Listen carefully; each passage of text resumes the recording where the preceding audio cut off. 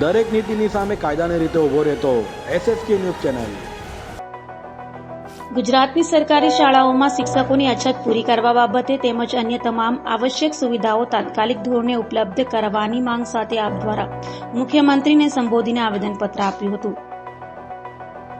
આમ આદમી પાર્ટી દ્વારા મુખ્યમંત્રીને સંબોધીને લખાયેલા આવેદનપત્રમાં જણાવ્યું હતું કે ગુજરાત સરકાર દર વર્ષે પ્રવેશોત્સવના કાર્યક્રમો કરે છે, જે અંતર્ગત 26, 27, 28 જૂનના રોજ સમગ્ર રાજ્યની સરકારી પ્રાથમિક શાળાઓમાં કાર્યક્રમ કરવામાં આવશે।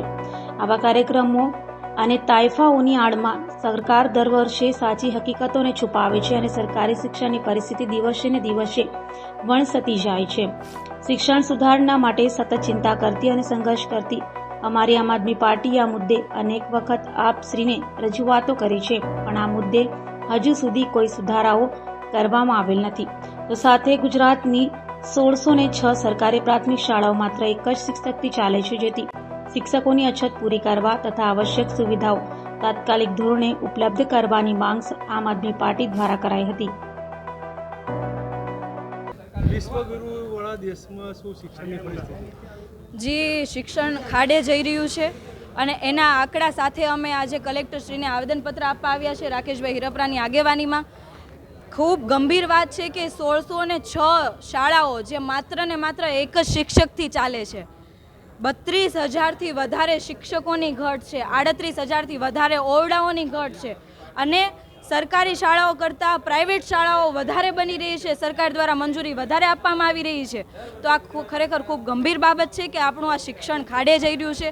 ખરેખરની પરિસ્થિતિ અને જે પ્રમાણે રાજકીય નેતાઓ પ્રવેશ ઉત્સવ દ્વારા શિક્ષણ મંત્રી દ્વારા પણ ખૂબ મોટી ફાંકા ફોજદારી દર વર્ષે કરવામાં આવતી હોય છે અને આ વર્ષે પણ કરવામાં આવશે, પરંતુ કઈ કઈ ખામીઓ છે એ બિલકુલ ઉજાગર નહીં કરે। અને આજે તમને બધાને ખબર છે કે ટેટ ટાટના ઉમેદવારો રસ્તા પર પોતાનો હક માગી રહ્યા છે, ન્યાય માગી રહ્યા છે, ભરતીની પ્રક્રિયા ચાલુ થાય એના માટેની ન્યાય માગી રહ્યા છે, પણ એના ઉપર દમનની નીતિ અપનાવવામાં આવી રહી છે અને બીજી બાજુ શિક્ષકોની અછત દેખાડવામાં આવે છે।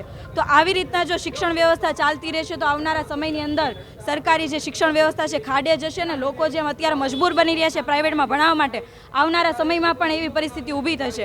આજે અમે કલેક્ટરશ્રીને આવેદનપત્ર આપવા આવ્યા છે, શિક્ષકોની ઘટ છે પૂરી કરો, ઓરડાઓની અછત છે પૂરી કરો અને શિક્ષણ બાબતે જે પ્રમાણે જાગૃતતા પ્રવેશ ઉત્સવ દ્વારા બતાવવામાં આવે છે એના કરતાં પણ ખરા અર્થની અંદર બાળકોને સારામાં સારું શિક્ષણ મળી રહે, શિક્ષકોની ઘટ પૂરી થઈ જાય, ઓરડાઓની ઘટ પૂરી થાય અને પ્રાઇવેટમાં જે પ્રમાણેનું ભણતર છે એના કરતાં પણ સારું સરકારી શાળામાં ભણાવવામાં આવે એવી અમારી માંગણી છે। નમસ્કાર, હું રાકેશ હિરપરા, પ્રદેશ મહામંત્રી આમ આદમી પાર્ટી ગુજરાત। આવનારા 3 દિવસોમાં સરકાર પ્રવેશોત્સવનો કાર્યક્રમ કરવા જઈ રહી છે। ગુજરાત સરકાર વર્ષોથી આવા અનેક પ્રકારના તાઇફાઓ કરે છે।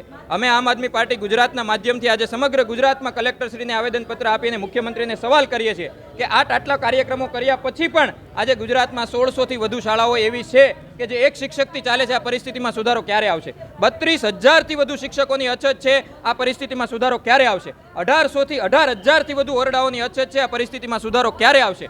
ધોરણ 8માંથી ગયા વર્ષે 1.14 લાખ બાળકોએ શાળા અને અભ્યાસ છોડી દીધો, આ બાળકોએ માધ્યમિક શાળામાં પ્રવેશ નથી લીધો, તો આ બાળકોને સારી શાળાઓ ક્યારે મળશે? આ તમામ ભૌતિક સુવિધાઓ, સ્વચ્છતાની, રમતગમતના મેદાનની, ચિત્રના શિક્ષકોની, પીટી શિક્ષકોની ભરતી ક્યારે થશે? આ તમામ સવાલો સાથે અમે સમગ્ર ગુજરાતમાં આજે મુખ્યમંત્રીશ્રીને આવેદનપત્ર આપી રહ્યા છીએ, વિરોધ કરી રહ્યા છીએ। આવનારા 3 દિવસોમાં અમે પણ બાળકોને આવકારવા માટે જઈશું, એમને સન્માન માટે જઈશું, પણ એ બાળકોના હિત માટે અમે સરકારને સવાલ પણ કરીશું અને વિરોધ પ્રદર્શન પણ।